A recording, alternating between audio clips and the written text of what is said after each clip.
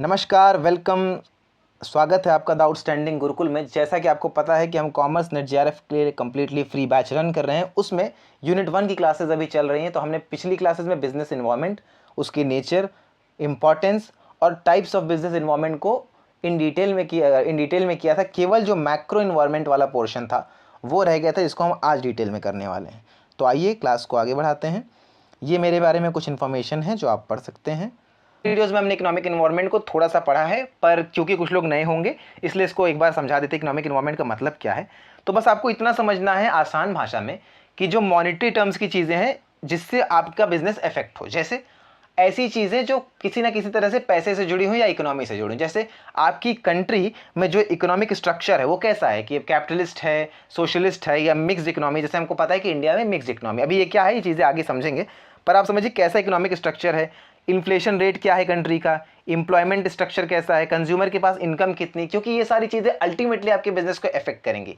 आप सोचिए, आप किसी देश में प्रोडक्ट बना रहे हैं और वहाँ अनएम्प्लॉयमेंट रेट बहुत ज़्यादा हाई है या वहाँ इन्फ्लेशन बहुत ज़्यादा है, महंगाई बहुत ज़्यादा है, तो जाहिर सी बात है डिमांड बहुत कम होने वाली है।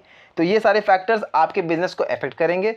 मैक्रो अगेन ये क्यों है, मैक्रो ये इसलिए है क्योंकि आपके कंट्रोल में तो है नहीं। आप इकोनॉमिक पॉलिसी कैसा, इकोनॉमिक स्ट्रक्चर कैसा या इन्फ्लेशन रेट कंट्री का क्या रहने वाला है, ये तो सेंट्रल बैंक या गवर्नमेंट कंट्रोल कर सकती है, ये आपके कंट्रोल में नहीं है। तो अल्टीमेटली ये मैक्रो फैक्टर से मतलब आपके कंट्रोल से बाहर है, लेकिन आपके बिजनेस को अफेक्ट करेंगे। अब इकोनॉमिक इन्वायरमेंट बनता किसकी चीज़ों से मिला करके है, तो इकोनॉमिक इन्वायरमेंट को पहले समझने के लिए हमको समझना होगा इकोनॉमिक सिस्टम। इकोनॉमिक सिस्टम क्या होता है, ये यहाँ पे देखिए, an economic system is a mechanism that manages the production, distribution and allocation of resources of goods and services with in a society. ये ऑफ होगा, of goods and services with in a society. कहने का मतलब आपको बस इतना समझना आसान भाषा में कि जो गुड्स एंड सर्विसेज आपकी पूरी सोसाइटी में बनेंगे, पूरी कंट्री में बनेंगे, उसके लिए उसका प्रोडक्शन कैसे होगा, जो रिसोर्सेज हैं, चाहे वो नेचुरल रिसोर्सेज हो, चाहे वो मैन मटेरियल लेबर या ले रिसोर्सेज हो, इसकी ओनरशिप किसके पास होगी, इसी का पूरा खेल इकोनॉमिक सिस्टम का। जब हम टाइप्स ऑफ इकोनॉमिक सिस्टम समझेंगे तो आपको और बेहतर समझ में आएगा। बस आप ये समझना है कि जो रिसोर्सेज हैं, मतलब लेबर, मैन, मशीनरी, इन सबको कंट्रोल कौन करेगा, गवर्नमेंट कंट्रोल करेगी या प्राइवेट प्लेयर्स कंट्रोल करेंगे। यही होता है इकोनॉमिक सिस्टम का डिसीजन। आपके यहाँ का कैसा इकोनॉमिक सिस्टम है इसी पे निर्भर करता है। ठीक है, आइए आगे बढ़ते हैं। अब टाइप्स ऑफ इकोनॉमिक सिस्टम को जब आप समझेंगे तो आपको पिछला वाला पॉइंट बहुत अच्छे से समझ में आ जाएगा। 3 तरह के इकोनॉमिक सिस्टम होते हैं, एक होता है कैपिटलिज्म, सोशलिज्म और मिक्स्ड इकोनॉमी। इकोनॉमिक सिस्टम की नज़र से बोलने के लिए इसको आप कैपिटलिस्ट, सोशलिस्ट और मिक्स्ड इकोनॉमी बोलते हैं। चाहे कैपिटलिज्म बोले, कैपिटलिज्म एक तरीका है, कैपिटलिस्ट उस तरीके को फॉलो करना है, तो एक ही बात होती है। कैपिटलिज्म में क्या होता है, देखिए पहले आप ऐसे समझिए, अगर मैं आपको आसान भाषा में समझाऊं तो अगर आप यहाँ पे कैपिटलिज्म लिख लें, यहाँ सोशलिज्म लिख लें और यहाँ पे मिक्स्ड इकोनॉमी लिख लें, मेजर जो डिस्टिंक्शन है, जो मेजर डिफरेंस है, उसको हमेशा याद रखना है। वो किसको लेके है, रिसोर्स की ओनरशिप को लेकर के है। तो ये याद रखना है कि जो कैपिटलिस्ट इकोनॉमी होगी, जैसे कि इसमें यूएसए आता है एग्जाम्पल में, इसमें क्या होगा, जो सारी ओनरशिप और ऑफ रिसोर्सेज होंगे, जितने भी वो मार्केट को जो लोग भी कंट्रोल करेंगे वो कौन होंगे, वो प्राइवेट कंपनियां होंगी, प्राइवेट प्लेयर्स होंगी। ठीक है, यही जब हम सोशलिज्म की बात करें, जैसे कि एग्जाम्पल के लिए आप रशिया को ले सकते हैं, रशिया इसका एग्जाम्पल हो सकता है। यहाँ पे जो सारे रिसोर्सेज होंगे वो अल्टीमेटली, या चाइना भी इसका एग्जाम्पल हो सकता है, वो सारे के सारे गवर्नमेंट के होंगे। चाइना इसलिए नहीं होगा क्योंकि चाइना एक कम्युनिस्ट स्टेट भी है। कुछ लोगों के दिमाग में आता है कि चाइना भी सोशलिस्ट जैसा ही है। Communism is a form of socialism, पर वो बहुत हार्श फॉर्म ऑफ सोशलिज्म होता है, इसलिए आपके दिमाग में इजी एग्जाम्पल में रशिया रखना है। Russia is a good example of socialism. यहाँ पे सारे रिसोर्सेज किसके पास होंगे, गवर्नमेंट के पास, और यहाँ पे सारे कैपिटलिज्म में सारे रिसोर्सेज प्राइवेट सेक्टर के पास होंगे। वही मिक्स्ड इकोनॉमी बात करें, इसका सबसे बढ़िया एग्जाम्पल है अपना इंडिया। मिक्स्ड इकोनॉमी में क्या होता है, यहाँ पे प्राइवेट सेक्टर भी होगा और गवर्नमेंट सेक्टर भी होगा। कुछ रिसोर्सेज प्राइवेट के पास होंगे, कुछ गवर्नमेंट के होंगे। जो असेंशियल लगते हैं, ऐसे सेक्टर्स हैं जहां गवर्नमेंट को ये लगता है कि नहीं, यहाँ प्रॉफिट मेकिंग इंपॉर्टेंट नहीं है, बल्कि लोगों का वेलफेयर, जैसे हेल्थ सेक्टर है या एजुकेशन सेक्टर, जहां गवर्नमेंट को लगता है कि हमें काम करना चाहिए। या मान लीजिए इंडिया का डिफेंस सेक्टर है, अब तो डिफेंस भी काफ़ी हद तक प्राइवेटाइज हो गया है। न्यूक्लियर सेक्टर अभी भी इंडिया का प्राइवेटाइज नहीं, वो पूरी तरह से पब्लिक गवर्नमेंट के हाथ में। या रेलवे है, ये भी अभी गवर्नमेंट के हाथ में ज़्यादातर। तो आपको क्या करना है, ये ऐसे सेक्टर्स है जहां किसी देश को लगता है कि कुछ जो इंपॉर्टेंट सेक्टर्स है वो तो गवर्नमेंट अपने कब्जे में रखेगी, बाकी सारे सेक्टर्स वो प्राइवेट के लिए ओपन कर देते हैं, बाकी सारे रिसोर्सेज प्राइवेट से शेयर कर लिए जाते हैं। इसको बोलते हैं मिक्स्ड इकोनॉमी। तो आपको ध्यान क्या रखना है, कैपिटलिस्ट का एग्जाम्पल यूएसए होगा, सोशलिस्ट का एग्जाम्पल रशिया है, मिक्स का एग्जाम्पल इंडिया है, समझने के लिए। अब मेजर चीज़ जो आपको ध्यान रखनी, जब भी अगर आपसे कभी कैपिटलिज्म, सोशलिज्म या मिक्स इकोनॉमी का डेफिनेशन पूछेगा या कुछ डिस्टिंक्शन पूछेगा, आपको जो दिमाग में एकदम क्लियर रखना है, क्रिस्टल क्लियर, वो ये चीज़ है कि कैपिटलिज्म हमेशा प्राइवेट के फेवर में होगा, सोशलिज्म में सारे रिसोर्सेज पब्लिक या गवर्नमेंट के पास होंगे, और मिक्स्ड में दोनों का पार्टनरशिप होगा, दोनों मिले हुए होंगे। ठीक है, अब आइए समझते हैं।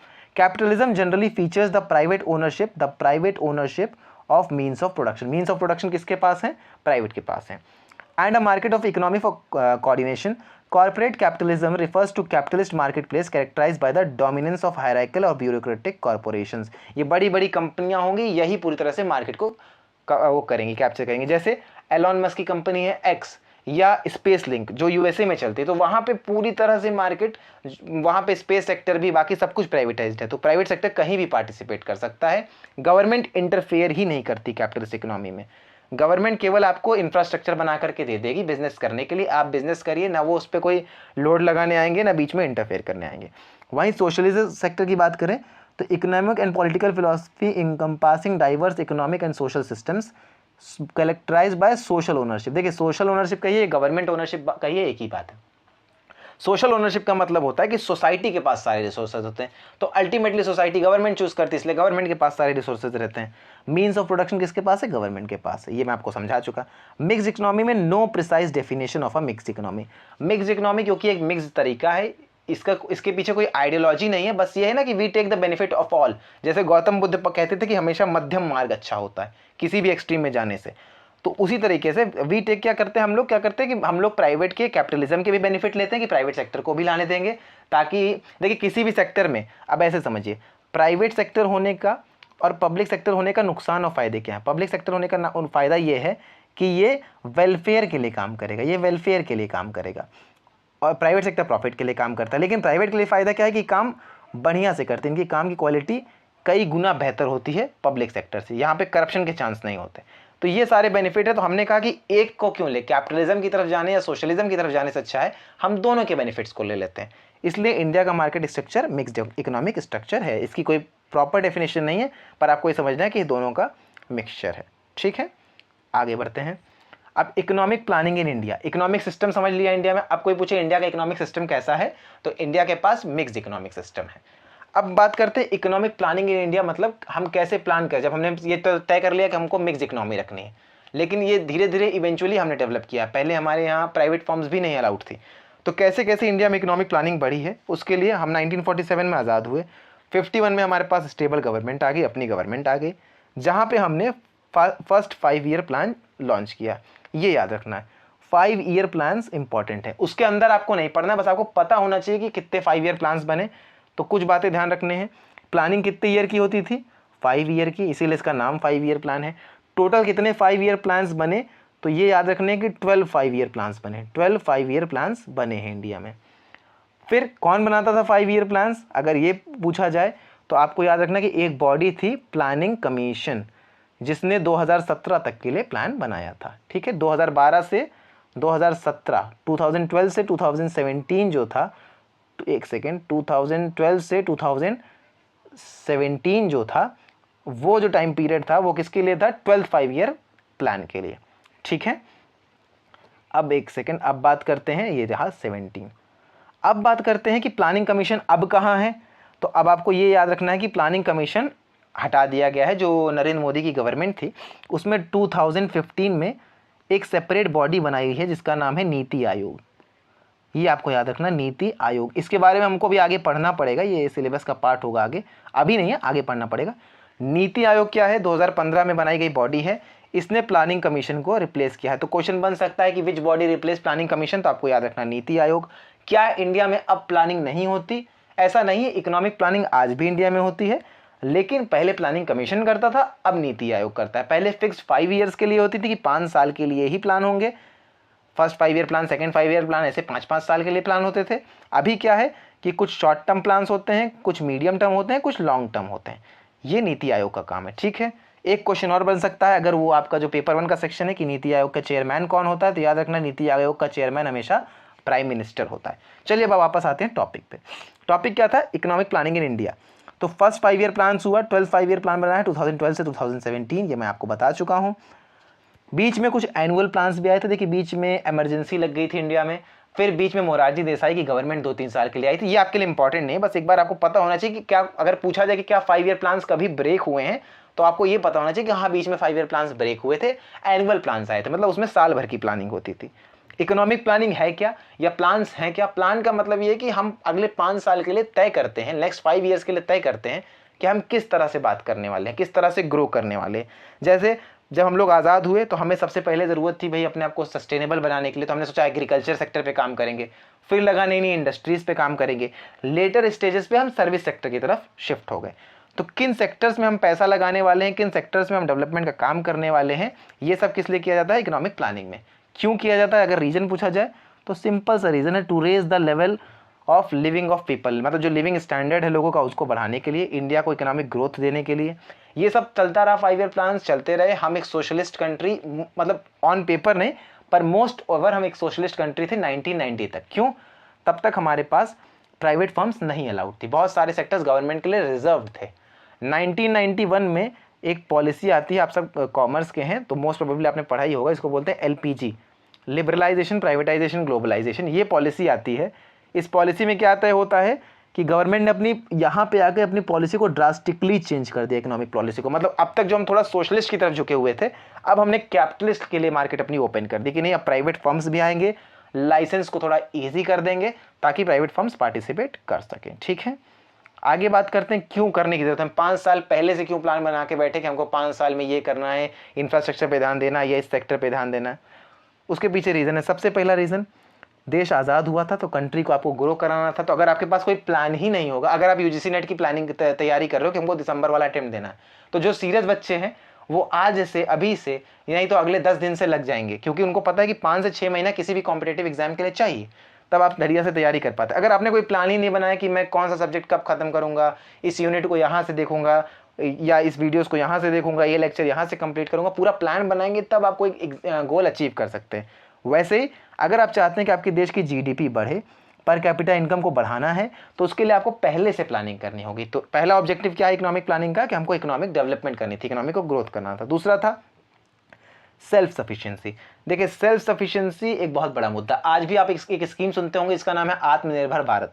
आत्मनिर्भर भारत वो क्या, इसी सेल्फ सफिशिएंसी की बात करता है। सेल्फ सफिशिएंसी का मतलब बस इतना होता है कि जो अपनी बेसिक नीड्स हैं उसके लिए हमें इंपोर्ट ना करना पड़े। हम इंपोर्ट करने में नुकसान क्या है, देखिए हम कॉमर्स के लोग हैं तो हमें ट्रेड अच्छी चीज़ लगती है कि चलिए बिजनेस तो अच्छी चीज़ है। अगर एक कंट्री है B और एक कंट्री है C, ये दोनों आपस में ट्रेड करें तो इसमें बुराई क्या है? बुराई नॉर्मल कंडीशंस में नहीं होती। सेल्फ सफिशिएंसी कब चाहिए होता है कि जब आप किसी वॉर के स्टेट में है, या किसी ऐसे स्टेट में कि मान लीजिए अब आपके पास पैसे नहीं है, या कोई भी ऐसी स्टेट है जहाँ पे आपके किसी, मान लीजिए आप किसी रशिया से बहुत अच्छे वॉर के सामान मंगाते हैं, रशिया से आपके रिलेशनशिप खराब हो गए, अब आप अपने खुद के वेपन्स बनाते नहीं हो, रशिया से आपके रिलेशनशिप खराब हो गए। वैसे कभी होगा नहीं ना, भगवान ना करे, लेकिन अगर ऐसा हो जाता है तो रशिया आपको वेपन देगा नहीं। ऐसा एक बार हमारे साथ हो चुका है, जब हमारे वॉर, पाकिस्तान के वॉर के खिलाफ USA, आप जानते हैं USA का स्वभाव है, वो अक्सर ऐसा करता है, तो अमेरिका ने हमारे खिलाफ खड़ा हो गया अमेरिका। तो अगर उस समय हमारे पास अपने फूड प्रोड्यूस नहीं थे, अमेरिका ने फूड प्रोड्यूस इंडिया को एक्सपोर्ट करने से बैन लगा दिया। तो वहाँ पे आपको सेल्फ सफिशिएंसी की इंपॉर्टेंस समझ में आती है, क्योंकि अगर आप किसी देश पे आप फूड के लिए डिपेंडेंट है या बेसिक चीज़ों के लिए डिपेंडेंट है, और अगर उसका रिश्ता आपसे खराब होता है तो अल्टीमेटली आपकी जनता सफ़र करेगी। इसलिए अगला टारगेट होता है सेल्फ सफिशिएंसी। हमारा टारगेट क्या था कि हम कुछ बेसिक चीज़ें हैं जो अपने लिए खुद बनाएं, हमको उसके लिए किसी और देश पर निर्भर नहीं होना। फिर है इकोनॉमिक स्टेबिलिटी। अगर प्लान होकर चीज़ें चलेंगी, आप पहले से सोचे चलेंगे, ऐसे ऐसे चलेंगे, तो आपका क्या रहेगा कि आप लो इन्फ्लेशन रेट्स को मेंटेन कर पाएंगे और डिफ्लेशन को भी बचाएंगे। मतलब ना बहुत ज़्यादा महंगाई होगी, ना ऐसा होगा कि डिमांड ही खत्म हो जाए, ये दोनों स्थिति नहीं होगी। आप एक बैलेंस ग्रोथ करेंगे तो इंडिया एक, अभी जैसे देखिए इंडिया, जब से इंडिया इंडिपेंडेंट हुआ बहुत बेहतर ग्रोथ तो हमने नहीं की, पर हमने बहुत ख़राब भी नहीं की। हम एक कंसिस्टेंट रेट पे ग्रो कर रहे हैं। आज के टाइम पे India one of the leading है GDP में अपनी ग्रोथ में, तो इसलिए इकोनॉमिक स्टेबिलिटी रहती है। फिर है social welfare and provision of efficient social services.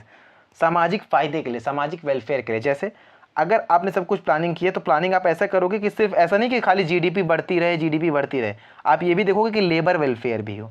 आप ये भी प्लान करोगे कि सोशल वेलफेयर भी, सारे सेगमेंट ऑफ पॉपुलेशन खुश रहें। ऐसा नहीं कि GDP बढ़े और केवल जो मैन्युफैक्चर सेक्टर है, जो बिजनेसमैन सेक्टर है वो फ़ायदा ले, बाकी लेबर्स का कोई सुनने वाला नहीं। तो इंडिया में आपको पता है लेबर लॉज भी हैं। फिर एक बहुत बड़ा मुद्दा है रीजनल डेवलपमेंट। देखिए इसको आप ऐसे समझिए, जब आप इंडिया की बात करते हैं, मैं अगर मान लीजिए इंडिया के 3 स्टेट के नाम लिखूं, मैं लिख दूं महाराष्ट्र, मैं लिख दूं तमिलनाडु, और मैं लिख दूं बिहार, या यूपी रख लीजिए, आप अपना यूपी भी इसमें रख सकते हैं। अब तो नहीं, अब तो यूपी के स्टेट काफ़ी बेहतर है, लेकिन आप बिहार मान लीजिए, या आप कुछ नॉर्थ ईस्टर्न स्टेट्स मान लीजिए, सिक्किम वगैरह नॉर्थ ईस्ट मान लीजिए। क्या ये सारे स्टेट्स एक बराबर हैं? क्या वही जितना पैसा महाराष्ट्र की इकोनॉमी के पास है, जितना तमिलनाडु के में लिटरेट लोग हैं, क्या उतने बिहार में है, उतने ही यूपी में है, या उतनी इनकम नॉर्थ ईस्ट में है? जिस तरह का रोड इंफ्रास्ट्रक्चर यूपी में है इस समय, यूपी हाईवेज के मामले में सबसे अच्छा, क्या वो नॉर्थ ईस्ट में है? कंपेरेटिवली हमारे पास बेहतर है। तो किसी भी देश में क्या होता है, अलग अलग स्टेट, अलग अलग तरह के एरिया अलग अलग स्पीड से डेवलप होते हैं, पर एज अ कंट्री आप क्या चाहोगे कि सारे एरियाज इक्वल हो, आपके इक्वली डेवलप हो। जितना आपके पास मुंबई डेवलप्ड हो, उतने ही आपके बाकी शहर भी डेवलप होने चाहिए, बाकी कैपिटल्स भी डेवलप होनी चाहिए। ये आपका टारगेट होता है। इस टारगेट को अचीव करने के लिए भी प्लानिंग ज़रूरी है, बिना प्लानिंग के आप ऐसा नहीं कर सकते, ठीक है। ऐसा ना हो कि उड़ीसा, आसाम, नागालैंड, जो नॉर्थ ईस्टर्न स्टेट्स, बिहार, ये सब पीछे रह जाएं और कुछ स्टेट्स बहुत आगे चले जाए। जैसे पंजाब, हरियाणा वीट प्रोडक्शन में बहुत आगे निकल गया ड्यूरिंग द टाइम ऑफ ये ग्रीन रेवोल्यूशन। तो ऐसा इम्बैलेंस नहीं होना चाहिए, क्योंकि आप तो पूरे देश की बात करोगे ना, केवल कुछ प्रदेश आगे जाएं, कुछ पीछे रह जाएं, तो अल्टीमेटली आपकी फैमिली का अगर कोई भी हिस्सा पीछे, तो आप पीछे हैं। Comprehensive and sustainable development, comprehensive का मतलब होता है सारे सेक्टर्स। ऐसा ना हो केवल आपके, जैसे हमारे इंडिया में आईटी सेक्टर में बहुत काम हुआ, लेकिन मैन्युफैक्चरिंग सेक्टर में हम पीछे रह गए। तो ऐसा ना हो, हम आईटी में भी आगे हो, मैन्युफैक्चरिंग में भी डेवलपमेंट हो, और एग्रीकल्चर में भी हो, सारे उसमें सेक्टर्स में डेवलपमेंट हो। और सस्टेनेबल का मतलब ऐसा डेवलपमेंट हो जो अगले कई साल तक चले।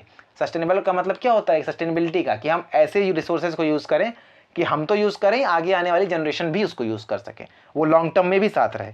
तो सिंपल सा मीनिंग है सस्टेनेबल डेवलपमेंट का यहाँ पे, कि ऐसे सेक्टर्स को ग्रोथ करना है कि लॉन्ग टर्म की ग्रोथ हमारे को दिलाएं। फिर बात करेंगे इकोनॉमिक इनइक्वालिटी को रिड्यूस करना। ये इंडिया की बहुत बड़ी प्रॉब्लम है। जैसे जो ऊपर के 10%, 5% लोग हैं, उनके पास 90%, 80% वेल्थ होना, और बाकी बची 85% पॉपुलेशन के पास 10%, 20% वेल्थ होना या पैसा होना। इसको बोलते हैं इनकम इनइक्वालिटी। तो प्लानिंग इसलिए ज़रूरी है ताकि आप कैसे कर सकते हैं, आप प्रोग्रेसिव टैक्सेशन करो।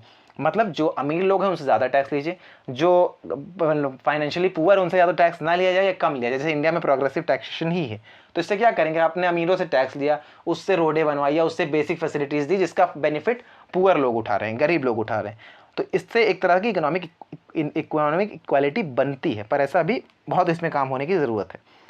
सोशल जस्टिस का मतलब होता है सामाजिक न्याय। मतलब कोई भी कैटेगरी पीछे ना रह जाए, किसी भी तरह के लोग, ऐसा ना हो कि आपके यहाँ देश डेवलप कर गया, मेल बहुत आगे निकल गए, फीमेल पीछे रह गए, जनरल कास्ट या बहुत आगे निकल गए, ओबीसी एससी एसटी पीछे रह गए, ऐसा ना हो, सबके साथ न्याय हो। इसीलिए आपको रिजर्वेशन जैसी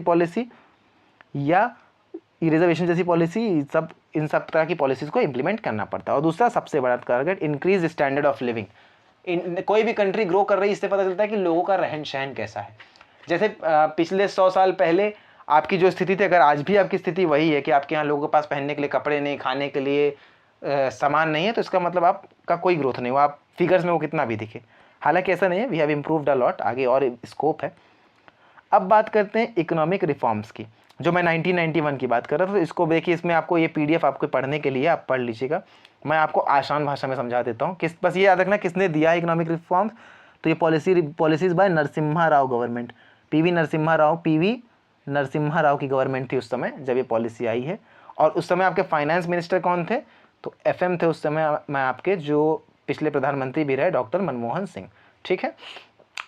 इस पॉलिसी में 3 टर्म यूज़ होते हैं, लिबरलाइजेशन, प्राइवेटाइजेशन और ग्लोबलाइजेशन। ग्लोबलाइजेशन का मतलब ये होता है कि पूरी दुनिया की जितनी कंपनियां हैं, अगर मतलब ऐसी कंपनियां जो एक से ज़्यादा देशों में ऑपरेट करना चाहती हैं, एक से ज़्यादा देशों में काम करना चाहती हैं, तो उनके लिए इंडियन मार्केट ओपन है।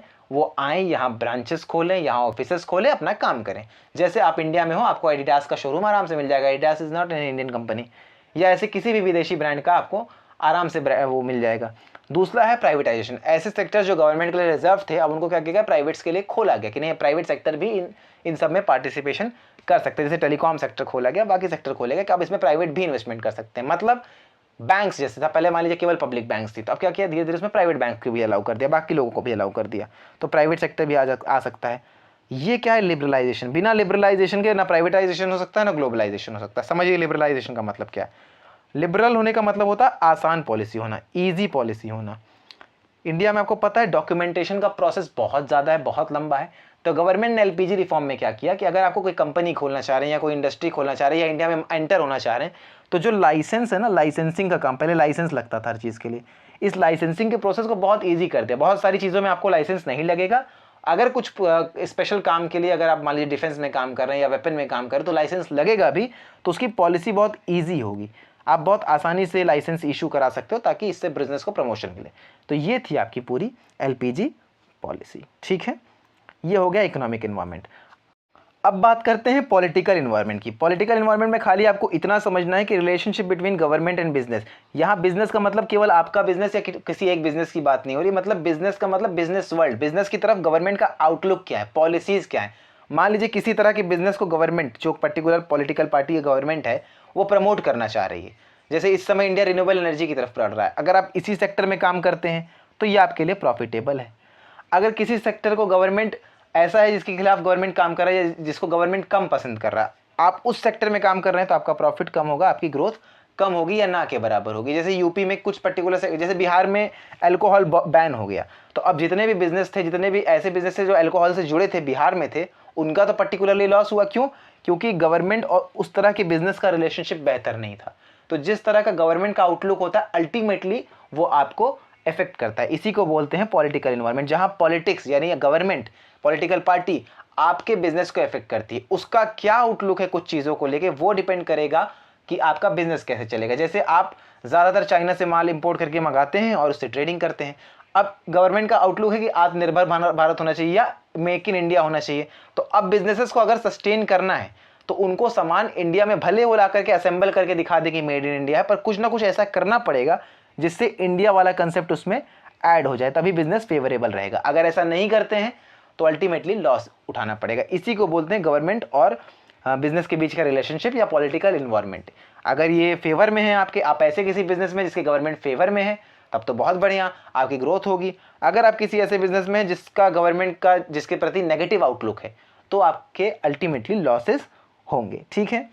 अब बात करते हैं कि गवर्नमेंट किस किस तरह से काम करती है। तो गवर्नमेंट का रोल बिजनेस में 3 तरह से होता है। एक तो एज अ प्रमोटर होता है, फिर होता है एज अ फैसिलिटेटर, और फिर होता है एज एंटरप्रेन्योर। अब एक एक करके इसको समझते हैं। एज अ प्रमोटर का मतलब जहां पे वो बिजनेस को प्रमोट करने का काम करती है। जैसे the promotion of business is an important role of the government place. अगर गवर्नमेंट बिजनेस को प्रमोट करती है तो इसका इंपॉर्टेंट रोल है। कैसे वो प्रमोट करेगी बिजनेस को, गवर्नमेंट को आपको ये समझना पड़ेगा। देखिए, गवर्नमेंट का अल्टीमेट टारगेट क्या है कि इकोनॉमी की ग्रोथ हो, डेवलपमेंट हो। उसके लिए बिजनेसेस होने चाहिए, उसके लिए इनकम होनी चाहिए। तो वो क्या करेगी, फिजिकल और मॉनेटरी पॉलिसी अगर किसी गवर्नमेंट की अच्छी है, गवर्नमेंट की अच्छी, इसका मतलब अल्टीमेटली कंट्री की अच्छी है। अगर कोई गवर्नमेंट अच्छी फिजिकल पॉलिसी, अच्छी मॉनेटरी पॉलिसी बना रही है, इसका मतलब वहाँ पे इन्वेस्टमेंट आएगा, तो अल्टीमेटली गवर्नमेंट बिजनेस को प्रमोट कर रही है। साउंड फिजिकल पॉलिसी से क्या होगा, बिजनेस इन्वेस्टमेंट को इंसेंटिव मिलेगा, इंसेंटिवाइज हो जाएंगे while taking the needs of both citizen and businesses. मतलब आपको सिटीजन की नीड के साथ तो कॉम्प्रोमाइज़ नहीं करना कि आपने नॉर्मल रेसिडेंशियल प्रॉपर्टी उठा करके कमर्शियल के लिए दे दी और लोगों के पास रहने के लिए जगह ही नहीं बची और सब जगह फैक्ट्री होगी। एक तो वो भी नहीं करना है, दूसरा ऐसा भी नहीं कि आप बिजनेसेस को बैन करते चले जा रहे, उनको ग्रोथ का समय नहीं दे रहे। तो गवर्नमेंट क्या करती है, सिटीजन की रिक्वायरमेंट्स और बिजनेसेस की रिक्वायरमेंट दोनों के बीच में बैलेंस बना करके ऐसा करती है कि गवर्नमेंट को, बिजनेसेस को ये फील हो कि अगर वो कहीं किसी सेक्टर में इन्वेस्ट करते हैं तो उनको बेनिफिट होगा। जैसे देखिए, गवर्नमेंट एग्रीकल्चर सेक्टर में इन्वेस्ट करने में क्या देती है, सब्सिडी देती है। अगर आप एमएसएमई में इन्वेस्ट करना चाह रहे हैं तो गवर्नमेंट आपको लोन्स देती है, क्योंकि गवर्नमेंट चाहती है इन सेक्टर में बिजनेस प्रमोट हो। तो जैसे एमएसएमई में गवर्नमेंट लोन देती है, ये क्या है, गवर्नमेंट का रोल है। कौन सा रोल, एज अ प्रमोटर, जहां वो बिजनेस को प्रमोट कर रही है, ठीक है। और गवर्नमेंट क्या करती है, monetary policy needs to be crafted to manage inflation. Monetary policy बनाती है ताकि इन्फ्लेशन ना हो। किसी भी देश में जहाँ इन्फ्लेशन होगा, डिमांड नहीं होगी या महंगाई बहुत ज़्यादा होगी, कोई बिजनेस काम नहीं करना चाहेगा। एक creating a business friendly environment. Business friendly environment कई तरीके से होता है। एक तो इस तरह से कि उनको आसानी से लोन मिल जाए, इंफ्रास्ट्रक्चर हो। अगर मुझे लखनऊ से या मुझे यूपी के कैपिटल से मान लीजिए दिल्ली सामान भेजना हो या ग्वालियर से दिल्ली सामान भेजना हो, तो मुझे एक तो ईजिली ट्रांसपोर्टेशन मिल जाए, इस तरह का इंफ्रास्ट्रक्चर डेवलप करना, इजीली लोन्स मिल जाए, इजीली फाइनेंस मिल जाए, प्लस लॉ एंड ऑर्डर भी ठीक रहे। ऐसा ना हो कि मैं कहीं फैक्ट्री लगाऊं, उस पर फिर दंगा फसाद हो जाए, फैक्ट्री खराब हो जाए। तो लॉ एंड ऑर्डर ठीक हो, बाकी सारे फैक्टर्स ठीक हो, ये भी कौन देखेगा, गवर्नमेंट। अगर गवर्नमेंट लॉ एंड ऑर्डर को, सारी पॉलिसीज को ठीक रखती है तो अल्टीमेटली बिजनेस को प्रमोशन मिलेगा, ऐसी जगह पे बिजनेसेस आएंगे, ठीक है। इसी के लिए देखिए, ईज ऑफ डूइंग बिजनेस का इंडेक्स निकलता है कि कौन से स्टेट गवर्नमेंट जो है वो ज़्यादा बिजनेस को प्रमोट करती है। Various programs and initiatives are supported by government to assist businesses in starting up, expanding and modernising. अगर आप किसी सेक्टर में कोई चेंज लाने की कोशिश कर रहे हैं या स्टार्टअप खोलने की कोशिश कर रहे हैं तो गवर्नमेंट भी उसमें बहुत ज़्यादा आपको हेल्प करती है। इस समय जैसे solar sector, renewable sector, green sector, इस सब सेक्टर्स में गवर्नमेंट बहुत सारी हेल्प कर रही है। The government plays a crucial role in fostering conducive environment for business which involves ensuring the availability of essential infrastructures. ये भी बनाना है, मैं बता चुका आपको। टेलीकम्युनिकेशन, रोड का अगर इंफ्रास्ट्रक्चर ही नहीं होगा तो बिजनेस काम कर सके, ये सोचने में ही बहुत मुश्किल बात है।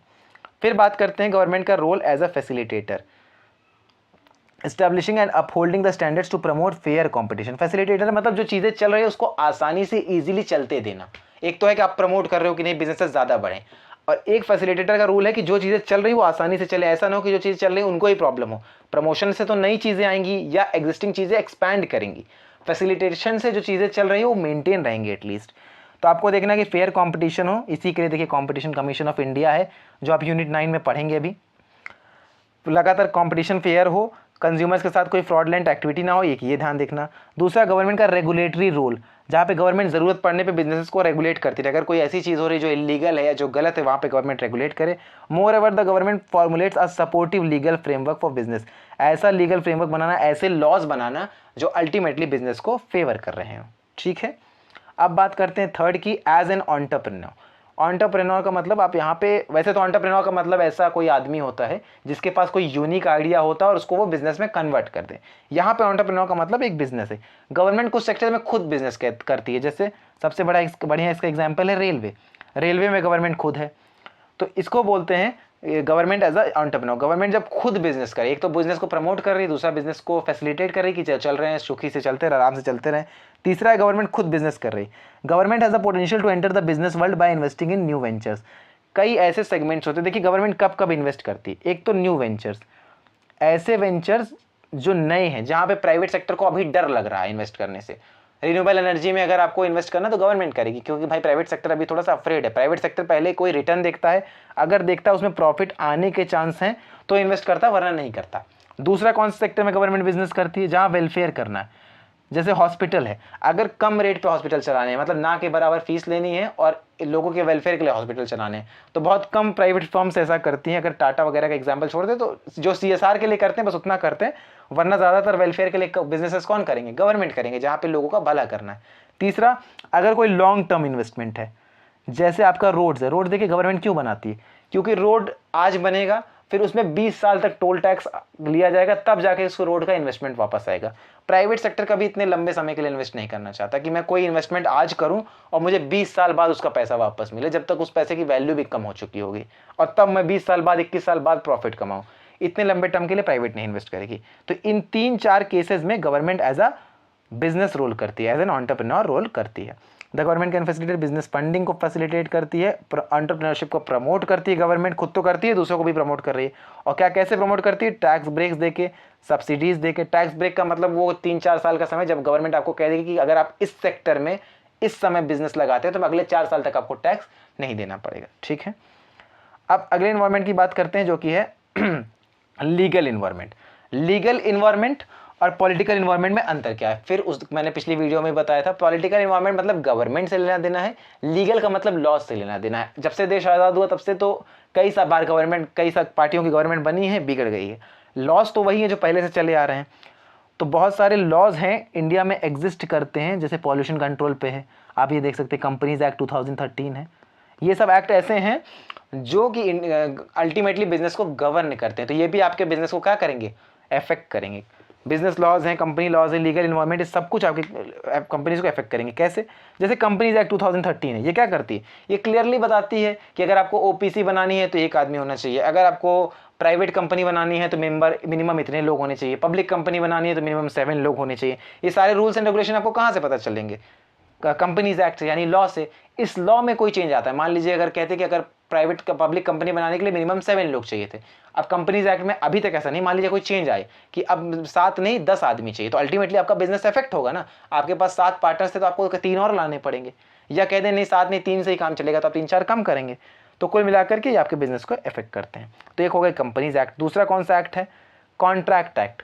आप जब किसी सप्लायर से सामान लेते हो तो वो आपको बिल देता है सामान, तो सामान आपके पास सेफली पहुंचा। अल्टीमेटली आप दोनों के बीच में कॉन्ट्रैक्ट हो जाता है कि मैं आपको पैसा दूंगा, आप मुझे सेफली सामान पहुंचा करके दोगे। मान लीजिए उसने कोई चीटिंग की, वो सामान नहीं पहुंचा पाया या उसने आपका पैसा ले लिया, इस केस में आप क्या कर सकते हो, केस कर सकते हो। किस एक्ट के थ्रू? कॉन्ट्रैक्ट एक्ट के थ्रू। कॉन्ट्रैक्ट एक्ट क्या करता है, सारे कॉन्ट्रैक्ट्स को इन्फोर्स कराता है, तो इसमें भी गवर्नमेंट का रोल है, ये भी आपके इन्वायरमेंट को अफेक्ट करेगा। कॉम्पिटिशन एक्ट, कॉम्पिटिशन एक्ट 2002 का है। ये एक्ट क्या करता है, इसका एक्ट का सिंपल सा मतलब है कि जैसा इसका नाम है ना कंपटीशन, ये देखता है कि कंपटीशन मार्केट में बना रहे। जैसे अभी टेलीकॉम सेक्टर को ले तो जियो, एयरटेल, वीआई, ये लगभग तीनों एक बराबर कंपनियां हैं, और इन दोनों ने क्या किया, अभी एक ने रेट चेंज किए तो सब ने रेट बदल दिए।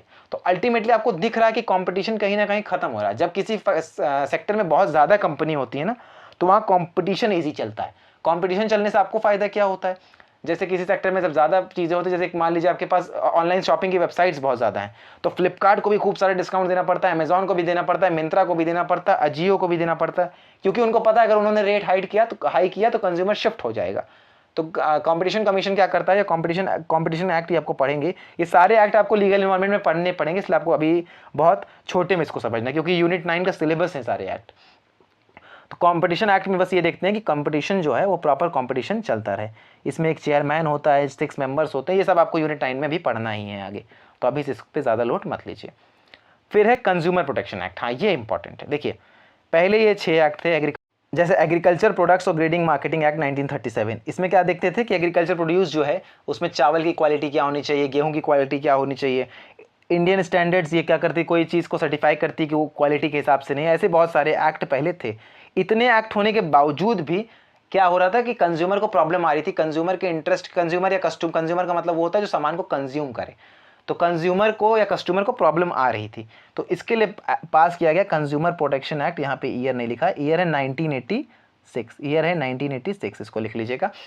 कंज्यूमर प्रोटेक्शन एक्ट क्या करता है, ये क्या करता है, अल्टीमेटली कंज्यूमर्स के बारे में बात करता है। कंज्यूमर कौन, देखिए 2 टर्म्स होते हैं कॉमर्स में, एक होता है कस्टमर, एक होता है कस्टमर और एक होता है consumer. Customer is a person जो सामान परचेज करता है, जो भी सामान पैसा दे करके लाएगा वो कस्टमर है। जैसे आप बचपन में कॉपी खरीदते थे तो आपके डैड क्या थे, कस्टमर थे, वो पैसा दे करके लाते थे तो वो कस्टमर थे। कंज्यूमर क्या होता है, ये यूज़र होता है, ये सामान को यूज़ करने वाला होता है। ये कॉपी खरीद के तो पापा ला, लेकिन इसको यूज़ कौन करेंगे, आप यूज़ करेंगे, इसको यूज़ आप करेंगे, आप यूज़ करेंगे इसको, तो आप कंज्यूमर हो गए। Consumer is one who consumes. तो कंज्यूमर एक्ट प्रोटेक्शन एक्ट क्या ध्यान रखता है कि कस्टमर के साथ या कंज्यूमर के साथ कोई भी फ्रॉड ना हो। फीचर्स की बात करते हैं, एक सेकंड, फीचर्स नहीं इसमें, चलिए। कंज्यूमर प्रोटेक्शन बस ये ध्यान रखता है कि अडल्ट्रेशन ना हो, ऐसा ना हो कि आपको कम सामान दे दिया जाए, ओवर चार्ज कर लिया जाए, एडवर्टीजमेंट। इसका आपको एग्जांपल समझना है तो आप कोई भी चीज़ लेते हैं ना, तो उसमें आप क्या क्या देखते हैं, जैसे आप उसमें देखते हैं date, manufacturing date, expiry date, MRP देखते हैं। ये सब किस एक्ट के थ्रू आता है, कंज्यूमर प्रोटेक्शन एक्ट के थ्रू। अगर एमआरपी नहीं है, अगर कोई सामान एमआरपी से ऊपर बेच रहा है, मान लीजिए बहुत जगह आपने देखा होगा 30 का सामान है, कोल्ड ड्रिंक है, और आदमी कहता है हम 35 की देंगे, 5 रुपये ठंडा करने का। तो इस तरह की प्रैक्टिसेस हो रही थी, ये अगेंस्ट कंज्यूमर्स हैं। तो इसमें आप चाहें तो कंज्यूमर प्रोटेक्शन एक्ट में कंप्लेन कर सकते हैं। ये प्रोविजन दिया क्यों, ताकि कंज्यूमर थोड़े से एम्पावर्ड हो, कंज्यूमर थोड़े से पावरफुल हो, वो अपने खिलाफ बोल सके। अगर कोई मिसलीडिंग एडवर्टीजमेंट है, जैसे बहुत सारे एडवर्टीजमेंट ऐसे होते हैं जिसमें बिना मतलब की चीज़ें दिखाई जाती हैं कि इतना एक्सपेंस कर दे रहे हैं आप, एक चम्मच ये खा लेंगे तो आपके पास इतनी पावर आ जाएगी कि आप दीवार गिरा देंगे, इस तरह के एडवर्टीजमेंट। तो मिसलीडिंग एडवर्टीजमेंट के खिलाफ आप कंप्लेन कर सकते हैं। एडल्ट्रेशन, मिलावटी सामान है, कम सामान है, ओवर चार्ज हुआ, इन या जितनी भी अनफेयर प्रैक्टिसेस हैं, जितनी भी गलत प्रैक्टिसेस हैं, इन सब के खिलाफ कंज्यूमर आवाज़ उठा सके, इसके लिए लाया गया था कंज्यूमर प्रोटेक्शन एक्ट। ठीक है, इस कंज्यूमर प्रोटेक्शन एक्ट पे एक वीडियो अलग से भी आपको मिल जाएगी, क्योंकि उसमें आपको कुछ सेक्शन वगैरह समझने होते हैं, प्लस कंज्यूमर फोरम के बारे में समझना होता है, तो वो बाद में मैं एक शॉर्ट वीडियो डाल दूंगा 4-5 मिनट की। अब बात करते हैं इन्वायरमेंटल लॉज की। इन्वायरमेंटल लॉज की इसमें क्यों, जैसे आपको पॉल्यूशन कंट्रोल करना है या वेस्ट मैनेजमेंट करना है, इन तरह की चीज़ों के लिए भी लॉज हैं कि अगर आप जो है एयर पॉल्यूट नहीं कर सकते, इन्वायरमेंट को आपको प्रोटेक्ट करना है, फॉरेस्ट में से आप लकड़ी काट के नहीं ला सकते कि हमारे जो मन किया हम गए फॉरेस्ट में से एक पेड़ काट के लाए और उसकी लकड़ी बेच के बिजनेस करना शुरू कर दिए। रिवर बोर्ड, हमने इंडस्ट्री का सारा पानी उठाया और उठा के नदी में डाल दिया, इस तरह की चीज़ें हम नहीं कर सकते। ये सारे लॉज हमारे बिजनेस को अफेक्ट करते हैं। हमको अगर किसी कंट्री में बिजनेस करना है तो इन सारे लॉज को, इन्वायरमेंटल लॉज को भी मान के चलना पड़ेगा।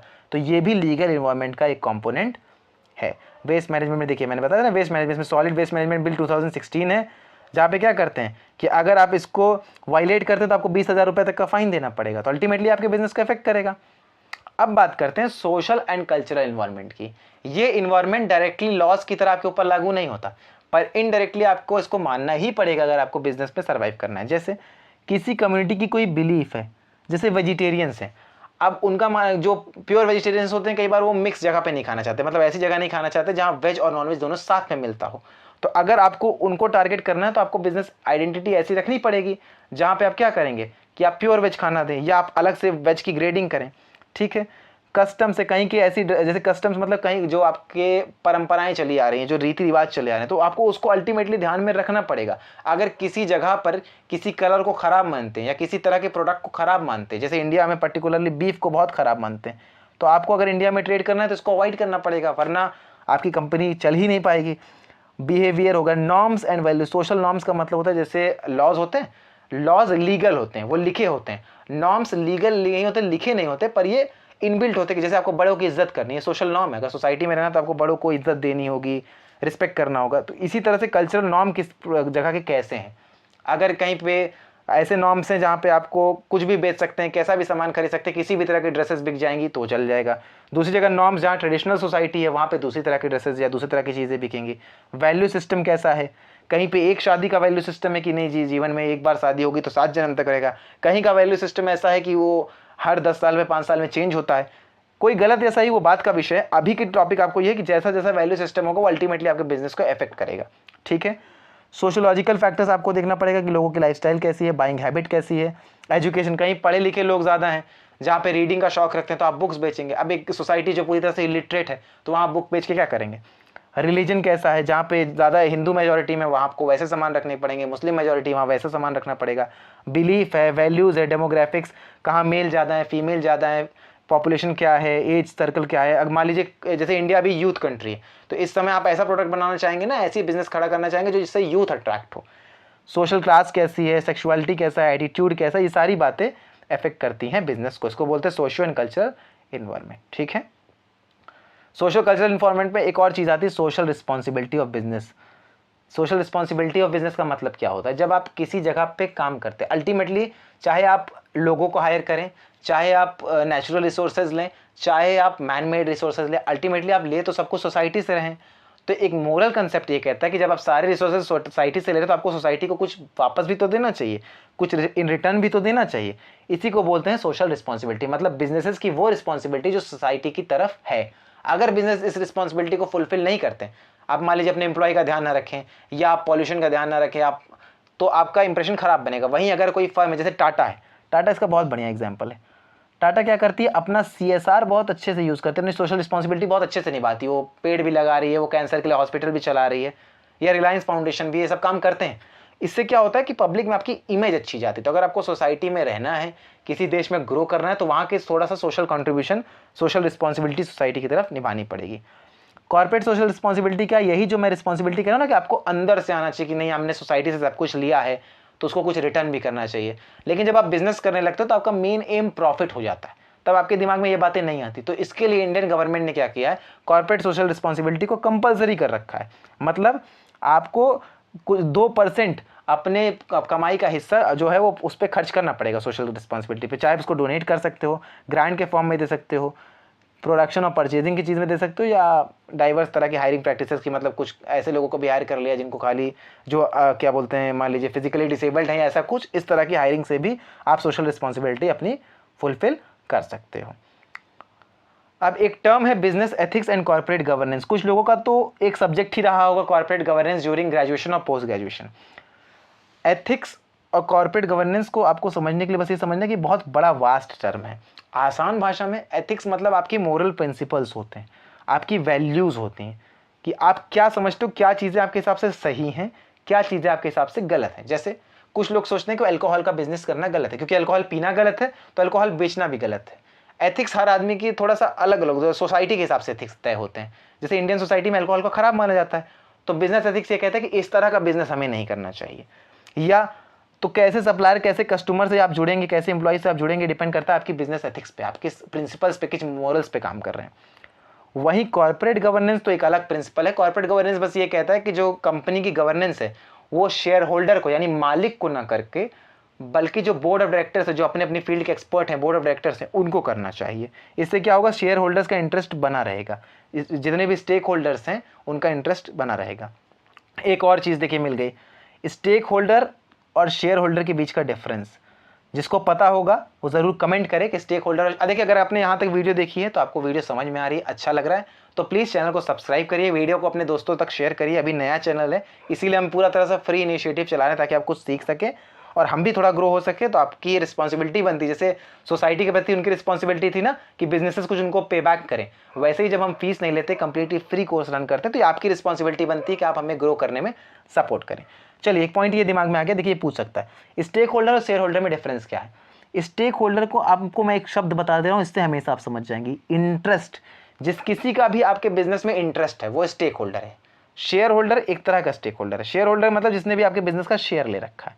आप मार्केट में शेयर निकालते हो, किसी ने उसकी ओनरशिप ले रखी है, शेयर ले रखा है, तो वो तो शेयर होल्डर हो गया, वो एक बात हो गई। स्टेक होल्डर का मतलब अगर जितने लोगों का भी आपके बिजनेस में इंटरेस्ट है, इंटरेस्ट कैसे पता चलेगा, आज की डेट में अगर आपका बिजनेस बंद हो जाए तो किन किन लोगों को इफेक्ट होगा, वो है इंटरेस्ट होल्डर्स या स्टेक होल्डर। जैसे एक बिजनेस है तो उसके कस्टमर्स होंगे, वो स्टेक होल्डर हैं, क्योंकि आज बिजनेस बंद हो जाए कस्टमर को इफेक्ट पड़ेगा। कस्टमर को आपसे इंटरेस्ट है, सप्लायर को इंटरेस्ट है, आप पेमेंट देते हैं उनको, उनके यहाँ से सामान मंगाते हैं। आपके जो क्या बोलते हैं एम्प्लॉयज़, उनको इंटरेस्ट है, वो भी स्टेक होल्डर है। क्यों? क्योंकि आप कंपनी बंद होगी, उनकी नौकरी जाएगी। तो स्टेक होल्डर मतलब ऐसा कोई भी आदमी जिसका कंपनी के प्रति कुछ भी इंटरेस्ट हो, कुछ भी लेना देना हो कंपनी से, तो स्टेक होल्डर है। हाँ, शेयर होल्डर एक स्मॉल टर्म है, शेयर होल्डर भी एक तरह का स्टेक होल्डर है। शेयर होल्डर का मतलब होता है जिसके पास कंपनी के शेयर्स हों। ठीक है, कॉर्पोरेट गवर्नेंस की बात हो गई। अब बात करते हैं टेक्नोलॉजिकल इन्वायरमेंट की। देखिए ये बहुत सिंपल है, आज के हिसाब से समझना तो बहुत आसान है। टेक्नोलॉजिकल इन्वायरमेंट में बस हमें ध्यान रखना है कि टेक्नोलॉजिकल चेंज, कोई एडवांसमेंट आ रहे हैं किसी प्रोडक्ट में, कोई चीज़ थोड़ा सा एडवांस हो रही है, मशीनें थोड़ी एडवांस हो रही है। जैसे पहले मोबाइल या लैपटॉप थोड़े हैवी आते थे, अब कॉम्पैक्ट होते पतले होते चले जा रहे हैं, तो ये टेक्नोलॉजिकल चेंज है। न्यू इनोवेशन, कोई कंसेप्ट नया आ रहा है, कोई नया प्रोडक्ट आ रही है, कोई नई तरह की सर्विस आ रही है। जैसे घड़ियाँ पहले भी होती थी, अब इनोवेशन में क्या है, घड़ी में ही हमने मोबाइल फिट कर दिया, स्मार्ट वॉचेज आने लगी जिसमें आप कॉलिंग वॉलिंग सब कर सकते हो, तो ये इनोवेशन है। रिसर्च एंड डेवलपमेंट, लगातार कोई सी चीज़ में रिसर्च हो रही है, कोई नई, ये मेडिसिन सेक्टर के लिए ज़्यादा यूज़ होता है कि जैसे अभी कोविड की वैक्सीन बनी थी, तो कुछ ऐसा अगर रिसर्च एंड डेवलपमेंट हो रहा है वो भी टेक्नोलॉजिकल मतलब ऐसा कोई भी इंप्रूवमेंट आएगा तो अल्टीमेटली आपके बिजनेस को इफेक्ट करेगा। आप सिंपल सी घड़ियाँ बेच रहे हो, इतने साल से आपको कोई परेशानी नहीं हुई, लेकिन स्मार्ट वॉचेस जैसे ही आई और आप अपने यहाँ स्मार्ट वॉचेस नहीं रख रहे हो, पब्लिक को स्मार्ट वॉचेस की डिमांड है, तो अल्टीमेटली आपका बिजनेस इफेक्ट होगा। आप नॉर्मल मोबाइल फोन्स या वो हैवी वाले लैपटॉप्स, हैवी वाले कंप्यूटर्स बेच रहे थे, एलईडी मॉनिटर्स आए, ओएलईडी मॉनिटर्स आए, कॉम्पैक्ट एलईडीज आई, आप उनको नहीं रखोगे, वो टेक्नोलॉजी के साथ चेंज नहीं होगे, आपका बिजनेस इफेक्ट होगा। ठीक है, डिस्ट्रप्टिव टेक्नोलॉजी, जैसे बिग डिस्ट्रप्टिव मतलब कोई ऐसी टेक्नोलॉजी जो मार्केट में आए और पूरी तरह से मार्केट को एकदम से चेंज कर दे, उसको बोलते हैं डिस्ट्रप्टिव, जो मतलब आते ही धमाका कर दे, ऐसा समझिए। तो जैसे एआई आया, पूरी मार्केट को उसने इफेक्ट कर दिया। अब आपको व्हाट्सएप पे भी एआई देखने मिलता है, चैट जीपीटी भी मिलता है, बहुत सारे पीडीएफ और बाकी चीज़ों के सेक्टर्स भी एआई में आ गए, कंप्यूटर का सारा काम, प्रोग्रामिंग भी एआई से होने लगी। अल्टीमेटली उसने पूरी मार्केट को चेंज कर दिया, पूरे बिजनेस को, वर्ल्ड को चेंज कर दिया। तो ये क्या होगा, डिस्ट्रप्टिव टेक्नोलॉजीज। और न्यू प्रोडक्शन प्रोसेस, कोई नया तरीका निकाल के लाया। पहले आप किसी, जैसे अभी लिखिए सबसे बढ़िया एग्जांपल, अभी ऑनलाइन लर्निंग कर रहे हैं ना, पहले आपको कोचिंग में जाना पड़ता है। अगर आप यही नेट जेआरएफ की कोचिंग करते हैं तो आपको फीस देनी पड़ती है 28,000 26,000। अब जब ऑनलाइन बैच होती है तो वही बैचेस सस्ते हो जाते हैं, 5-6 हज़ार में मिल जाते हैं आपको। क्यों? क्योंकि आपको ऑनलाइन पढ़ाने वाले को भी ईजी पड़ रहा है, वो एक साथ ज़्यादा बच्चों को पढ़ा सकता है, पढ़ने वालों को भी आसान है। तो इसको बोलते हैं, ये सब टेक्नोलॉजिकल चेंजेस है। फिलहाल ये बैच तो आपके लिए कंप्लीटली फ्री है, तो उसको लाइक शेयर करते रहिए। Impact on technology on business, business का जो है, बिजनेस पे क्या इम्पैक्ट पड़ता है टेक्नोलॉजी का, तो टेक्नोलॉजी ही बिजनेस है आज के समय में। आप ऐसा समझिए, जैसे जैसे टेक्नोलॉजी चेंज होगी बिजनेस को अडेप्ट करना पड़ेगा। ठीक है, technology has revolutionised business as we know it and companies across numerous industries are looking to harness it. हर तरह की, देखो हर तरह की क्या कर रही है, हर तरह का जो कम्युनिटी है, हर तरह की जो इंडस्ट्री है, वो कोशिश करेगी टेक्नोलॉजी को अपने अंदर इंक्लूड करे। प्रोडक्शन वाले मशीन से इंक्लूड करते हैं, रोबोट्स इंक्लूड करते हैं अपने प्रोडक्शन में। ऑनलाइन लर्निंग वाले, देखिए जैसे मैं पीपीटी यूज़ कर रहा हूँ, इसमें मुझे टैबलेट लग रहा है, लैपटॉप लग रहा है पीपीटी बनाने के लिए, तो सब टेक्नोलॉजी का यूज़ है। यही मैं बोर्ड पे लिख करके पढ़ाता तो मेरा ज़्यादा समय जाता। ठीक है, और बात करते हैं इनोवेशन एंड टेक्नोलॉजी ट्रांसफ़र। ये मैंने आपके पढ़ने के लिए एक्स्ट्रा रख दिया है, innovation technology transfer, innovation technology e commerce. ठीक है, इसको आप पढ़ सकते हैं, उतना इंपॉर्टेंट नहीं, लेकिन आप इसको पढ़ सकते हैं। अब एक बात करते हैं कि आपके होमवर्क की, जब आप कुछ पढ़ रहे हैं तो कुछ आपको होमवर्क भी करके आना है। जितनी मैंने पिछली वीडियोस बनाई हैं, इन सारी वीडियोस को आपको देखना है, रिवाइज करना है। इससे कोई क्वेश्चन आता है तो एक तो आपको कमेंट सेक्शन में वो पूछ लेना है। दूसरा, कमेंट सेक्शन में आपको ये बताना है कि अभी जो कंज्यूमर प्रोटेक्शन एक्ट बनाया है इसमें अमेंडमेंट आए हैं रिसेंट, तो ये अमेंडमेंट कब का है, एक आपको ये कमेंट करना है। देखिए कमेंट करने से क्या होगा, जब आप कोई चीज़ लिखेंगे ना तो फिर आपको वो याद होता है, और थोड़ा सा क्या होता है कि आप क्लास में रिस्पॉन्सिव होते हैं तो हमें भी पढ़ाने में अच्छा लगता है कि समझ में आए। दूसरा, आपको एक काम करना है कि फीडबैक देना है, आपको समझ में आ रहा है कि नहीं, किसी और तरह की रिसोर्स की आपको ज़रूरत है तो आप वो बता सकते हैं। प्लस लाइक और शेयर तो वीडियो को करना ही है, चैनल को सब्सक्राइब करना ही करना है, और उसके बाद मिलते हैं नेक्स्ट वीडियो में।